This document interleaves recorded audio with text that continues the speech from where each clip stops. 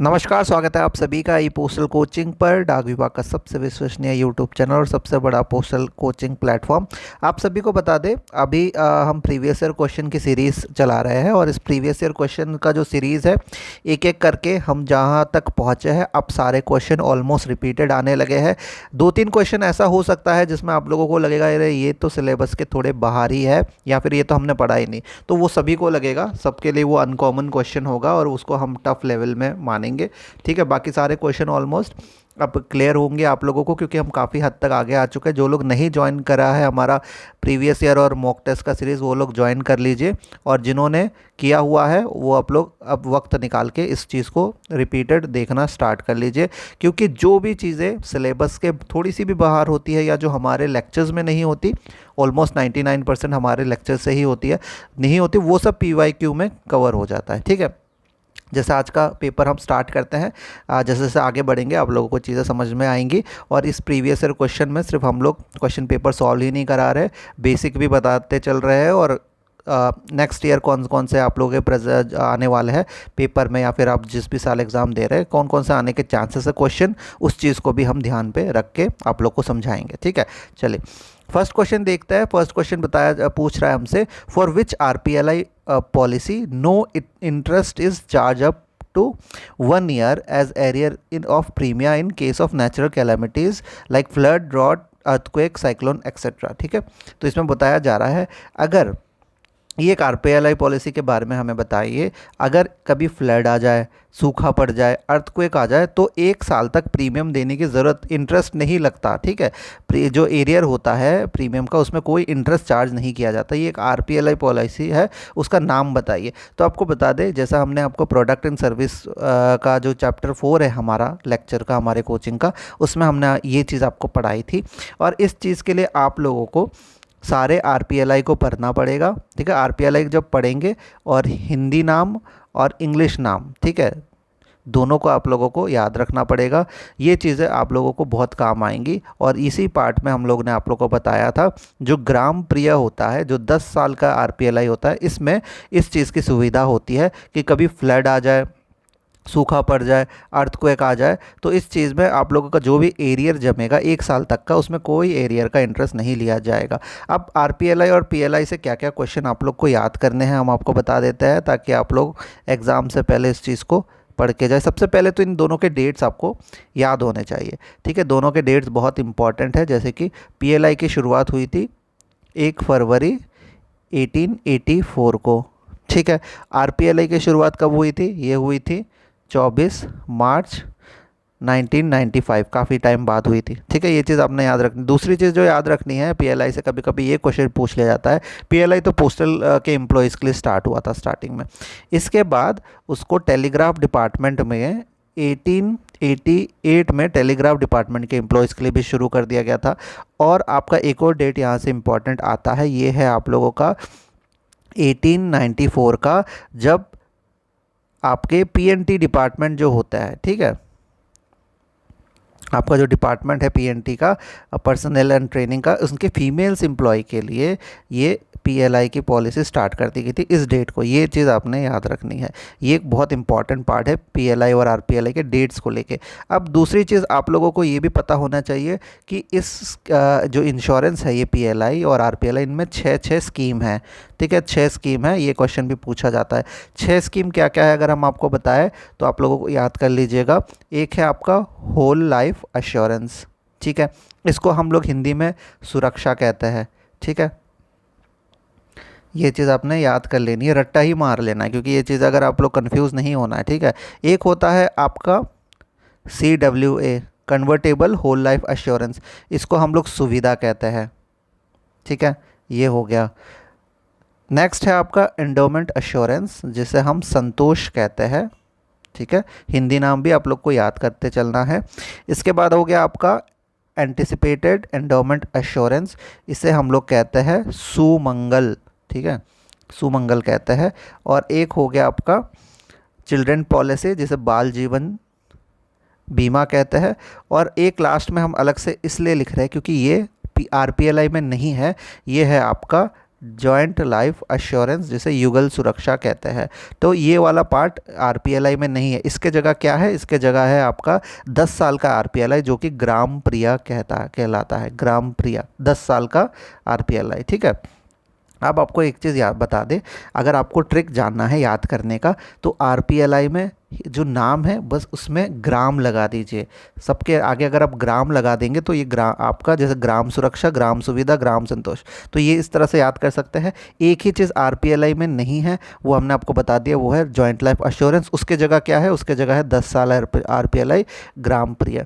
तो इतनी चीज़ अगर आप लोग याद कर लेंगे तो आप लोगों को यहाँ से आप लोगों का अच्छा स्कोर आ जाएगा। ठीक है। एक दो चीज़ और भी इम्पॉर्टेंट होती है, जैसे कि थोड़ा सा अंदर अगर हम जाए तो आपको उम्र, एंट्री एज याद करना होता है। ठीक है। किसमें लोन मिलता है ये याद करना होता है। तो ये सब हो जाता है। ये चीज़ अगर आपकी हो गई तो आपका ये चैप्टर करेक्ट का सही तरीके से तैयार हो जाएगा। What amount to be collected from resident for new enrolment of Aadhaar. Aadhaar का न्यू इनरोलमेंट के लिए जो फीस ली जाती है, कितनी ली जाती है, तो आपको बता दें ये फ्री में हो जाता है, फ्री ऑफ कॉस्ट है। ठीक है। जब अपडेट करना होता है तो उसका जो फीस है वो अलग से लगता है। तो ये चीज़ आप लोगों को फीस जो है वो थोड़ा सा ध्यान रखना होगा। ठीक है। फीस वाला चैप्टर हमने पढ़ाया हुआ है, प्रोडक्ट एंड सर्विस के पार्ट 4 में हमारे लेक्चर में है ये चीज़ है। थोड़ा सा हम आपको रिवाइज कर देते हैं। जैसे कि आप लोगों को अगर इशू करना होता है, पासबुक इशू करना होता है पासबुक को, तो आप लोगों के 50 रुपये लगते हैं एज अ फीस। ठीक है। अकाउंट स्टेटमेंट अगर निकालना हो, ठीक है, अकाउंट स्टेटमेंट के आपके लग जाते हैं करीब 20 रुपये। ठीक है।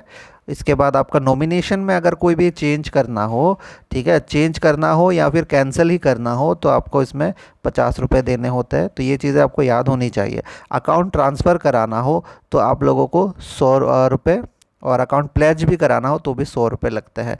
तो ये 2-3 फीस जो है आपको मैंडेटरी याद कर लेनी है, जो आगे आपके एग्ज़ाम में काम आएगा। ठीक है। चलिए नेक्स्ट देखते हैं। Who is the nodal agency for implementation and monitoring of new pension system. नए पेंशन सिस्टम जो एनपीएस कहलाता है, उसका जो निगरानी करने के लिए नोडल एजेंसी है वो क्या है, तो ये हमने आप लोगों को अच्छे से पढ़ाया है। ये है पीएफआरडीए। ये क्वेश्चन रिपीटेड है और उसका फुल फॉर्म भी आपको याद रखना है, pension fund regulatory and development authority. ठीक है। ये है आप लोगों का एनपीएस को जो मॉनिटर करता है। ठीक है। नेक्स्ट क्वेश्चन आ रहा है, what is the maximum age limit for enrolment under Pradhanmantri Suraksha बीमा योजना। तो ये क्वेश्चन में आगे जाने से पहले हम आपको बता दें, प्रधानमंत्री जीवन ये जो सुरक्षा बीमा योजना है, ये आता है जन सुरक्षा स्कीम के अंडर में, प्रधानमंत्री द्वारा स्टार्ट किया गया था। तो जन सुरक्षा स्कीम जो है, इसके बारे में हमने एक सुंदर सा चार्ट बना के दिया था, उसको आप लोग याद कर लीजिएगा, बाकी कुछ भी आपको देखने की ज़रूरत नहीं है। जन सुरक्षा स्कीम जो होता है उसको आपको बता दें पोस्ट ऑफिस के थ्रू ले सकता है, और उसमें 3 पार्ट्स होते हैं। एक तो हमने आपको इधर ही बता दिया, एक है आपका प्रधानमंत्री सुरक्षा बीमा योजना। ठीक है। दूसरा हो गया आपका, एक तो देखिए प्रधानमंत्री सुरक्षा बीमा योजना, एक होता है आपका अटल पेंशन योजना। ठीक है। और एक होता है आपका प्रधानमंत्री सुरक्षा बीमा योजना। ठीक है। चलिए, तो ये सुरक्षा बीमा योजना हो गया। तो इस तरह से 2-3 स्कीम्स होती है इसके, जो आपको याद करनी होती है। प्रधानमंत्री सुरक्षा बीमा योजना, अटल पेंशन योजना और प्रधानमंत्री जीवन ज्योति बीमा, ठीक है, योजना जो है। तो इसमें आपको और क्या क्या चीज़ें याद रखनी होंगी। पहले तो आपको ये 3 का नाम याद रखना होगा। सेकंड चीज़ आप लोगों को जो याद करनी होगी ये है आपका जो प्रधानमंत्री जीवन ज्योति बीमा है, इसमें 18 से 50 तक का एंट्री एज है। ठीक है। फिर आपका जो आपका प्रधानमंत्री सुरक्षा बीमा योजना है, इसमें 18 से 70 है। तो अभी हम पढ़े, ये हमारा 18 से 70 है। तो हमारा ऑप्शन हम देखते हैं, जो क्वेश्चन पूछा गया था मैक्सिमम एज लिमिट क्या है एनरोलमेंट की, तो ये है 70 ईयर्स। तो यहाँ पे हम 70 को राइट मार देंगे। और अटल पेंशन योजना जो है उसमें आप लोगों का 18 से 40 एंट्री एज है।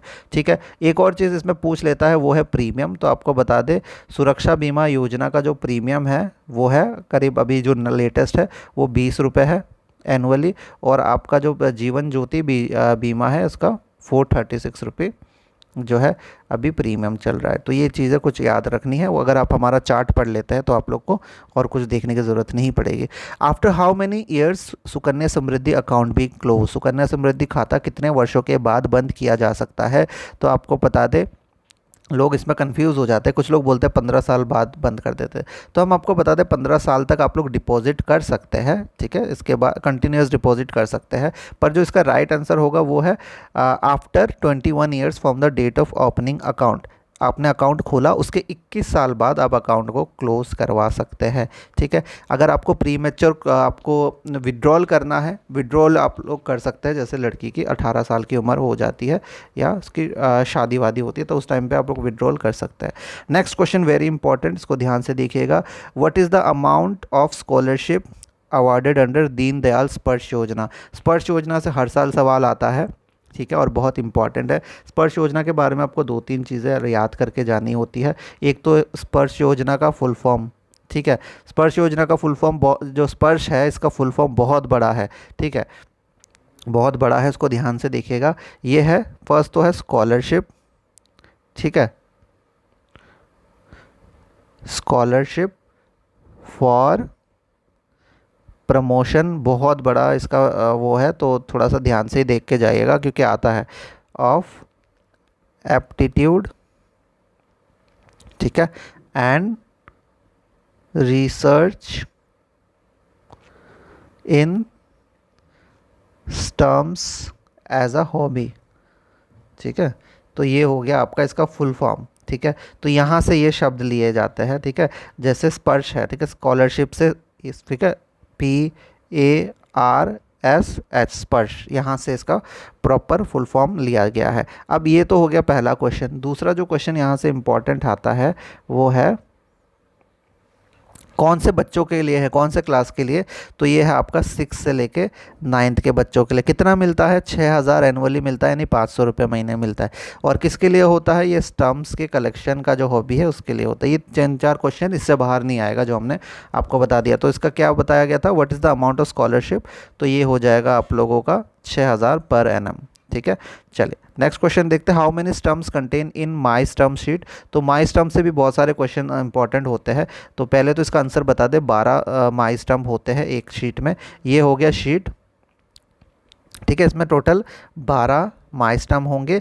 एक का रेट 5 रुपये होता है, तो पूरा शीट का रेट जो होता है 60 रुपये हो जाता आपका हो जाता है, ठीक है। 1 मिनट, इसमें जो है को बता दें, जो टोटल 60 रुपये होता है एक शीट का, लेकिन जो शीट का प्राइस फिक्स की गई है वो 300 रुपये की गई है। माई स्टम्प कब शुरुआत हुई थी इसकी, तो आपको बता दें इंडीपैक्स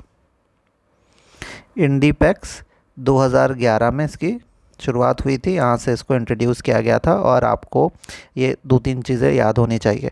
कॉरपोरेट कस्टमर अगर ख़रीदना चाहे ये माई स्टम्प, तो 5000 मिनिमम इनको ऑर्डर करना होता है, ठीक है, माई स्टम्प की शीट। तो इनका एक शीट का अगर 300 हो जाए तो इन लोग को करीब करीब 1.5 लाख, ये हो गया आपका 15, ठीक है, 15 लाख का जो है ऑर्डर करना होता है, ठीक है। तो ये हो गया।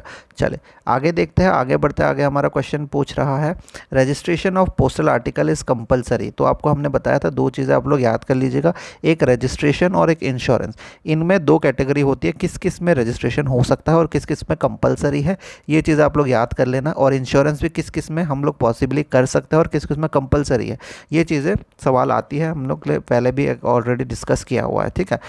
तो रजिस्ट्रेशन किस किस में कंपलसरी है, any parcel exceeding 4 kilogram in weight, ठीक है, किसी भी पार्सल का अगर 4 किलो के ऊपर वज़न हो जाता है तो उसमें हमें कंपलसरी रजिस्ट्रेशन कराना होता है।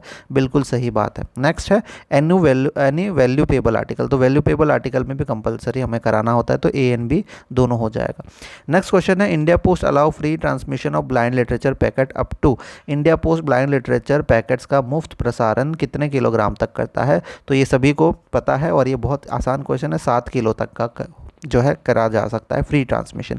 तो आप लोगों को वेट लिमिट्स बहुत सारी याद करनी होंगी। अब कुछ चीज़ें आपको ऐसे रट लेनी होंगी, बिल्कुल उंगलियों में होनी चाहिए। जैसे कि जो लेटर है वो 2 किलो तक का अलाउड है, एरोग्राम 3 ग्राम तक का अलाउड है, ठीक है, बुक पैकेट 5 किलो तक का अलाउड है, सैंपल और पैटर्न पैकेट जो होता है वो आपका 2 किलो तक का अलाउड होता है, ठीक है। इनलैंड लेटर कार्ड 5 ग्राम तक का अलाउड होता है। इंटरनेशनल ट्रैक पैकेट जो होता है 2 किलो तक का अलाउड होता है।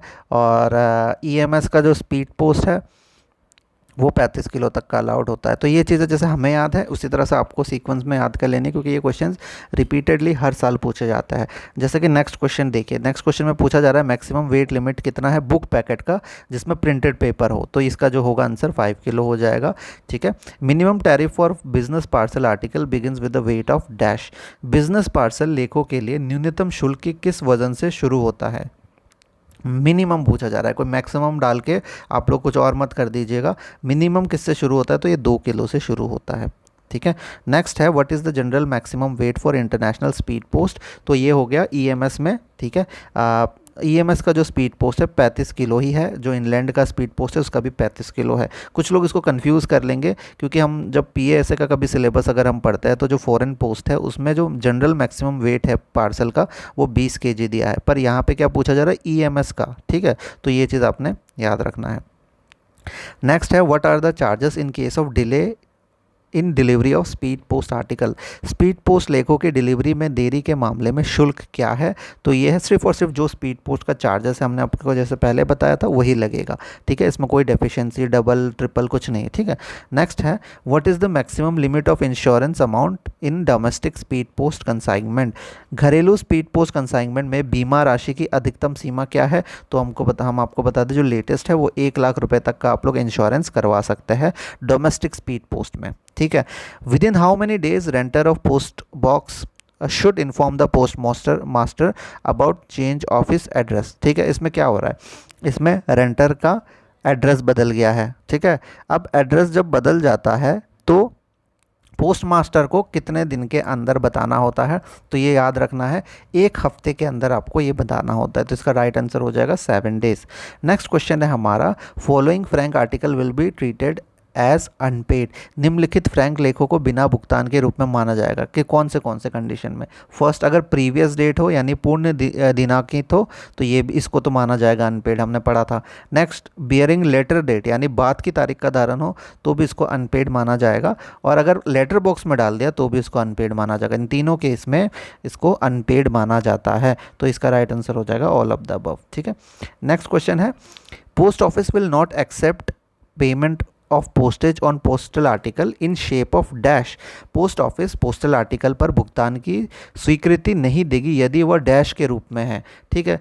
देखिए, आपको हमने बताया था आप लोग पोस्टेज यानी आप जो भी आपका आर्टिकल है उसका भुगतान करना चाहता है, ठीक है, डाक शुल्क का बहुत सारे तरीक़ों से कर सकते हैं। आपका पोस्टेज स्टम्प से कर लीजिए, सर्विस स्टम्प से कर लीजिए, फिर आपका फिलेटेलिक स्टम्प से कर लीजिए, फ्रैंकिंग इम्प्रेशन से कर लीजिए, या कैश से कर लीजिए। इतने सारे तरीक़े से आप लोग कर सकते हैं, पर एक तरीका जिसमें आप लोग नहीं कर सकते हो वो बहुत इंपॉर्टेंट है, वो है रेवेन्यू स्टम्प। रेवेन्यू स्टम्प से आप लोग नहीं कर सकते, तो इसका आंसर हो जाएगा सी, रेवेन्यू स्टम्प। ठीक है। तो ये जो हम आप लोग को एक्स्ट्रा चीज़ें बता रहे हैं वो चीज़ें भी आप लोगों को ध्यान से देखनी है और पढ़ के जानी है।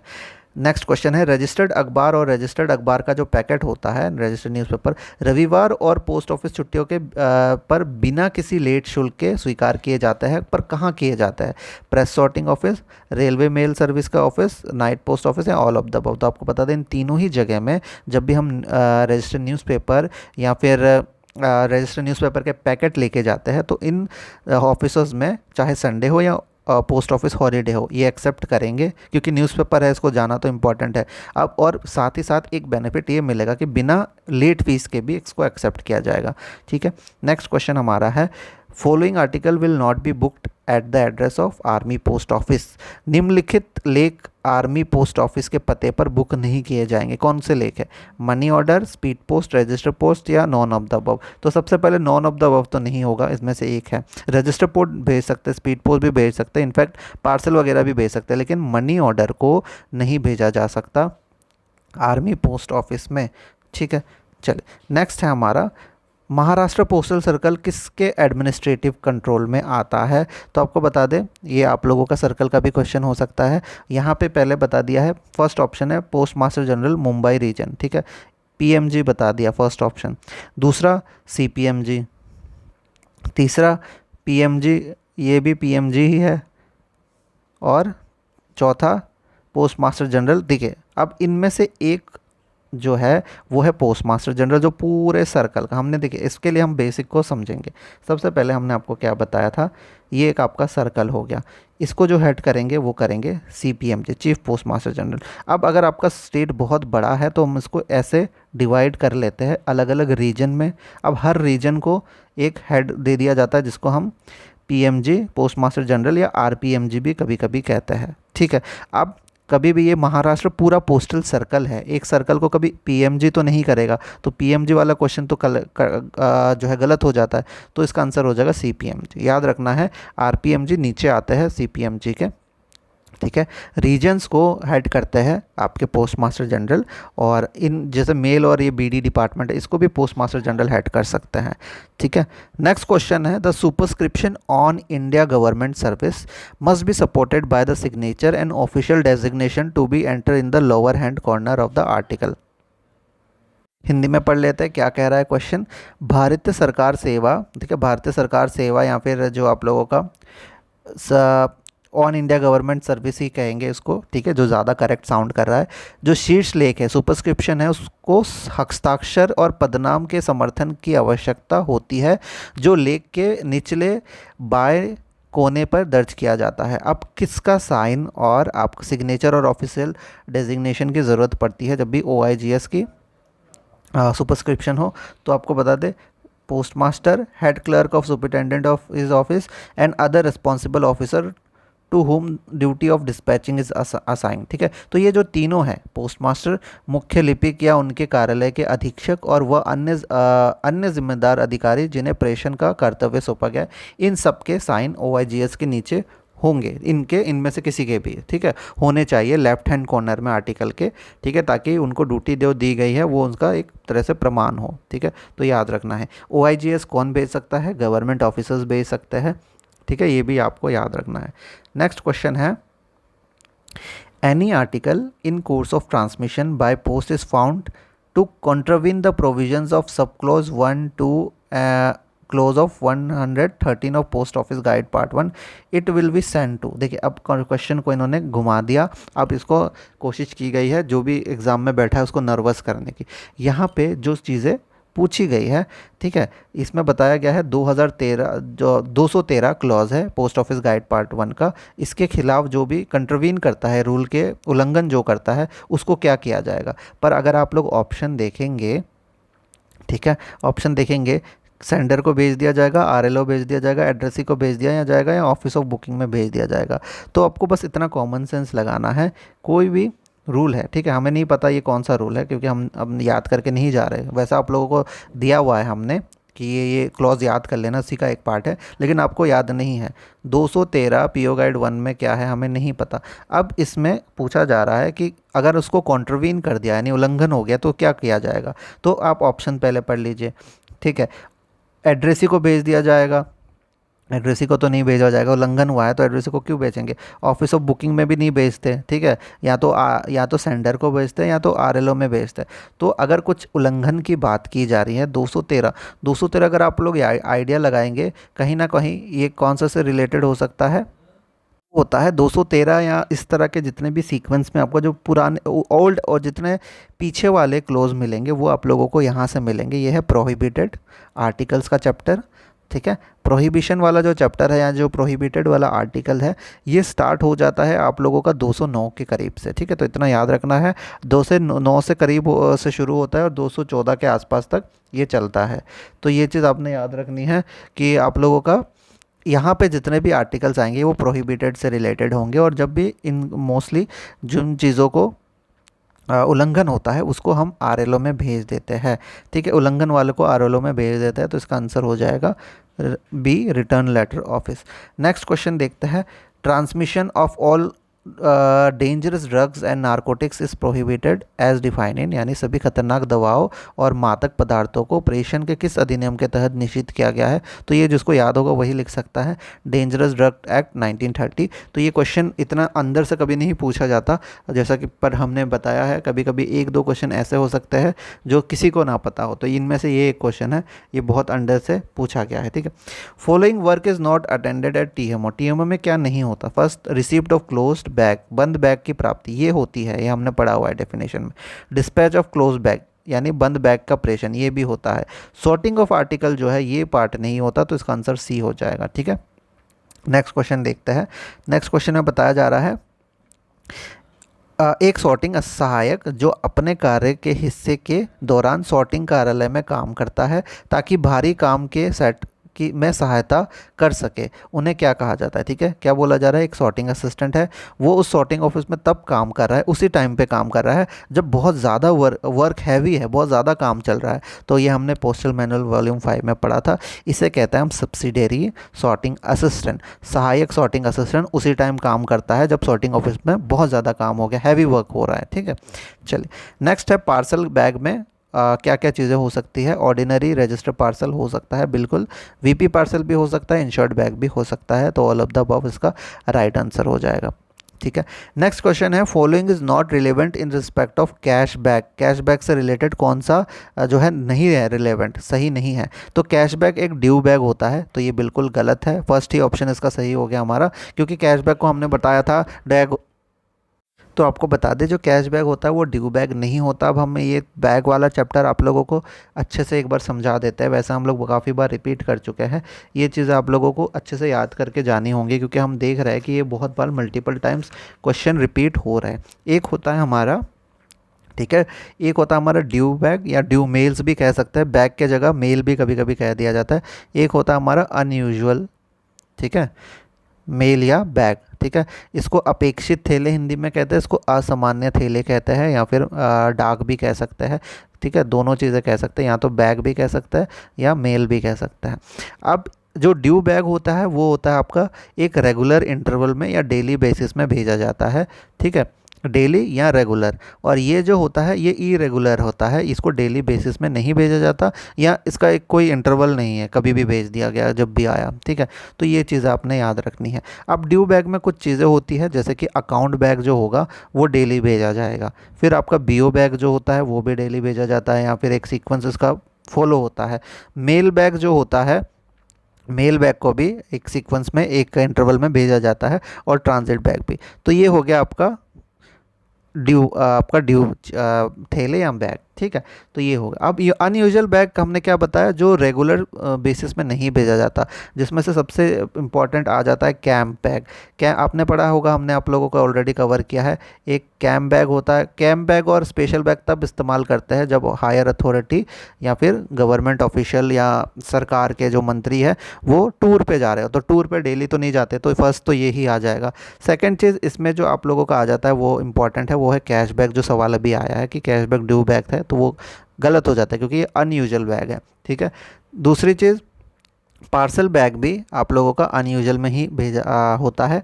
इसके बाद पैकेट बैग, ठीक है, और पैकेट बैग भी इसमें होता है। ठीक है, तो ये चीज़ें हो गई 1 2 3 4, और ये 2 है, तो टोटल 4-5 चीज़ें हो गई इसमें अनयूजुअल में। अब एक और क्वेश्चन आता है, इंश्योर्ड बैग किस में आता है। तो इंश्योर्ड बैग ना ही इसमें आता है, ना ही इसमें आता है, ना ही ये अपेक्षित है, ना ही ये असामान्य है, याद रखिएगा। तो ये चीज़ें, ये टेबल याद रखना है आपको, स्क्रीनशॉट ले लीजिए, या तो हमने ऑलरेडी आपको दिया हुआ है। ठीक है, ये चीज़ें कुछ चीज़ें स्टडी मटेरियल आप लोगों को हमारे प्लेटफॉर्म, अलग अलग प्लेटफॉर्म में मिल जाएंगी। एक तो हमारा टेलीग्राम है, ठीक है, एक पब्लिक टेलीग्राम है, इसमें आपका ई पोस्टल नेटवर्क नाम से है। ठीक है, अब ई पोस्टल नेटवर्क नाम से है इस टेलीग्राम, एक ग्रुप है बड़ा सा, उस ग्रुप में 5-7 हज़ार बंदे हैं। वहाँ पे आप लोगों को ये चीज़ें ऑलरेडी इंपॉर्टेंट जो स्टडी मटेरियल है फ्री में ही मिल जाएंगी। ठीक है, दूसरी चीज़ हमारा जो इंस्टाग्राम में अकाउंट है ई पोस्टल नेटवर्क नाम से, वहाँ पे भी एक सेक्शन है जहाँ पे हमने स्टडी मटेरियल नाम से रखा हुआ है। उस स्टडी मटेरियल में भी ये जो छोटे छोटे चार्ट्स है, जैसे PLI का जो हमने आपको बताया, ठीक है, ये ड्यू बैग वाला हो गया, फिर इस तरह के कुछ फीस वगैरह हो गए, ये सब हमने पोस्टर बना के डाले हुए हैं आप सभी के मदद के लिए। आप लोग उसमें देख लीजिएगा। ठीक है, तो आप लोगों को बहुत ज़्यादा यहाँ वहाँ ढूंढने की ज़रूरत नहीं पड़ेगी गूगल में। ठीक है, तो क्वेश्चन क्या था, following is not relevant in respect of cashback. तो फर्स्ट ऑप्शन ही हो जाएगा, क्योंकि कैशबैक ड्यू बैग होता ही नहीं। ठीक है, आगे के जो पॉइंट है वो सब कैशबैक से रिलेटेड होंगे, इसको भी पढ़ लेते हैं ताकि एग्जाम में अगले साल या अगली बार ना आ जाए। कैशबैक जो होता है ऑर्डिनरली डिस्पैच किए जाते हैं अकाउंट बैग के अंदर। ठीक है, और कैशबैक जो है ऑर्डिनरीली डिस्पैच किया जाता है रजिस्टर बैग के अंदर भी डाल सकते हैं और इसको ब्रांच ऑफिस बैग के अंदर भी डाल के भेज सकते हैं। अब इसका मतलब ये नहीं कि इन बैग्स के अंदर डाला तो ये एक ड्यू बैग हो गया। ये कभी कभार ही होता है जब नकद जो कैश है उसको भेजना होता है, ठीक है। चलें, नेक्स्ट है following is related with the bag use to enclose the office file and other official papers, ठीक है। इनमें से कौन सा बैग है जो इस्तेमाल किया जाता है, कब इस्तेमाल किया जाता है, जब हमें ऑफिस फाइल या दूसरे ऑफिशियल जो डॉक्यूमेंट्स होते हैं सेक्रेटरीट या हेडक्वार्टर में भेजने होते हैं हाई ऑफिशियल के, तो ये है आपका कैम बैग, ठीक है। कैम बैग में होता है, ठीक है। अनयूजुअल मेल में इसको भेजा जा सकता है, देखिए जैसे आपको पता है ये कैम बैग एक अनयूजुअल मेल है, ठीक है, असामान्य है। और बी ऑर्डर में भी हो सकता है, ठीक है। तो इसका आंसर हो जाएगा ऑल ऑफ द अबव। अब इसमें बहुत लोग बोलेंगे सर एसआरएम जो देते हैं, हम आपने बताया था 2 ऑर्डर्स जारी करते हैं, एक ए और एक बी, ठीक है। एक और ए ऑर्डर में सॉर्टिंग लिस्ट से बदलाव होता है और बी ऑर्डर में सबऑर्डिनेट को कोई भी गाइडेंस देना हो वो होता है। तो बी ऑर्डर कैसे होगा, तो आपको बता दें जो बी ऑर्डर है इसमें इसलिए बताया गया है जब भी कोई टूर पे जाता है हाई ऑफिशियल तो एसआरएम रेलवे मेल सर्विस के उनको भी नोटिफिकेशन जाता है, उनको भी ऑर्डर जाता है, तो उसमें वो बी ऑर्डर में लिख के दे सकते हैं कि हाँ ये फलाना मंत्री या जो भी आपका हायर ऑफिशियल जा रहा है, कोई जैसे डीजी वगैरह जा रहा है, तो इनको ये चीज़ें इस टाइम पे इस जगह पे भेजवा देना, तो ये बी ऑर्डर में होता है क्योंकि गाइडेंस है ना, तो इसमें हो सकता है, ठीक है। चले, नेक्स्ट क्वेश्चन है द पोर्शन ऑफ रेलवे और steamer line over which RMS section works is termed as. Railway या स्टीमर लाइन का वह विभाग जिस पर आरएमएस अनुभाग काम करता है उसे क्या कहा जाता है, तो उसको बता दें उसको बीट कहा जाता है, ठीक है। बीट कहते हैं जहाँ पे आरएमएस साथ में मिलके सारे एम्प्लॉय काम कर रहे हैं, ठीक है। चले, नेक्स्ट है 30 और लास्ट क्वेश्चन है डिपार्टमेंटल का। ट्रायल कार्ड जो M26A है, देखिए एक तो यहाँ से ही सवाल बन जाएगा, ये आ सकता है कभी भी, बहुत इंपॉर्टेंट है। जो ट्रायल कार्ड होता है जिसको फॉर्म नंबर है M26 ब्रैकेट में A, उसको कैसा क्या ट्रीट किया जाता है, तो ये सभी को पता है सर्विस पोस्ट कार्ड ट्रीट किया जाता है। अब ये ट्रायल कार्ड एक बहुत ही इंपॉर्टेंट पोस्टल मैनुअल वॉल्यूम 5 का लास्ट क्लॉज है और बहुत इंपॉर्टेंट है। अब ट्रायल कार्ड से पहला क्वेश्चन तो हमने आपको बता दिया, फॉर्म नंबर इसका पूछा जाएगा जो कि है ये। दूसरी चीज़, ट्रायल कार्ड होता क्या है, तो एक तरह का सर्विस पोस्ट कार्ड ही होता है, ठीक है, सेवा डाक टिकट ही होता है। इसका इस्तेमाल क्यों होता है, जब भी हमें कोई आर्टिकल भेजनी हो और इसमें अगर हम मोस्ट फेवरेबल रूट ढूंढे, ठीक है, सबसे जो कम समय में पहुंचा दे, कम कीमत में पहुंचा दे, इस तरह का रूट ढूंढते हैं तो उसको हम ट्रायल कार्ड के इस्तेमाल से ढूंढते हैं। तो ये हो गया इसका, ठीक है। बाकी सब जनरल अवेयरनेस के क्वेश्चन आ रहे हैं हमारे, तो ये आपको बता दें हीराकुंड हाइड्रो इलेक्ट्रिक पावर कहाँ पे है, उड़ीसा। नागार्जुन सागर डैम कहाँ है, तो ये उसका 32 का आंसर हो जाएगा सी कृष्णा। देखिए हमने जो आप लोगों को जनरल अवेयरनेस पढ़ाया है इसमें जो हमने 12 टॉपिक दिए हैं जिसमें से रिवर आ गया, ठीक है, रिवर्स वगैरह जैसे कि देख सकते हैं रिवर का क्वेश्चन आया है। अब यहाँ पे डैम वगैरह का भी सवाल आ रहा है, तो डैम वगैरह को भी आप लोग पढ़ के जाइएगा। जो स्टैटिक जीके होता है उसको पढ़ के जाना है, रिवर, डैम, नेशनल पार्क, ये सारी चीज़ें आप लोगों को पढ़ के जाना होता है, ठीक है। बहुत ज़्यादा समय नहीं जीके में देना होता है, बस स्टैटिक वगैरह वाला पार्ट पढ़ लीजिए। और कोई भी करंट में क्या पढ़ना है, कोई अभी ओलंपिक हुआ, कोई स्पोर्ट्स हुआ, वर्ल्ड कप हुआ, वो सब, ठीक है। Who was the last governor general of free India, तो ये हो गया A Lord Mountbatten. The longest bone in human body, तो ये तो आपका है thigh. Who was the first Indian to score a women's T20 international cricket, Harmanpreet Kaur, ठीक है। तो ये हो गया, वर्ल्ड पोस्ट डे हो गया। तो ये सारे क्वेश्चन तो आप लोग PDF देख लीजिएगा, हम नीचे लिंक भी डाल देंगे, PDF आप लोग को मिल जाएगा। तो ये है, ये सारे क्वेश्चन आते हैं, हम बस आपको टाइप बताने की कोशिश करेंगे। जनरल अवेयरनेस में क्या आता है, बद्रीनाथ कहाँ पे है, कौन से रिवर में है, तो ये हो गया आपका अलकनंदा, ठीक है। ऑस्कर अवार्ड से रिलेटेड महाभारत से क्वेश्चन आया, विच पर्व ऑफ महाभारत हैज़ भगवत गीता, तो ये होगा बी भीष्म पर्व। तो कुछ कुछ थोड़े टफ भी आ सकता है, आप लोग इसमें ये चीज़ नहीं एक्सपेक्ट कर सकते कि क्वेश्चन रिपीट होंगे। बाकी जीके के क्वेश्चन इस पेपर में आसान है, आप लोग सॉल्व कर सकते हैं और ये चीज़ें आप लोगों को हमारे अगर प्लेटफॉर्म में जुड़े हो वो मिल जाएंगी, ठीक है। बाकी जितने भी आप लोगों को कोर्सेज़ कोई भी करना हो वो हमारे प्लेटफॉर्म में मिल जाएगा, ई पोस्टल कोचिंग। और नए नए कोर्सेज़ भी कुछ दिनों में लॉन्च होने वाले हैं। और जितने भी प्रमोशन लेने के लिए सीरियस एम्प्लॉय है ज़रूर जुड़िएगा, और जो लोग जुड़ चुके हैं उनका भी हम लोग भरोसा है, हमें पूरा ट्रस्ट है कि सबका प्रमोशन अच्छे से होगा, अच्छे स्कोर से होगा। धन्यवाद।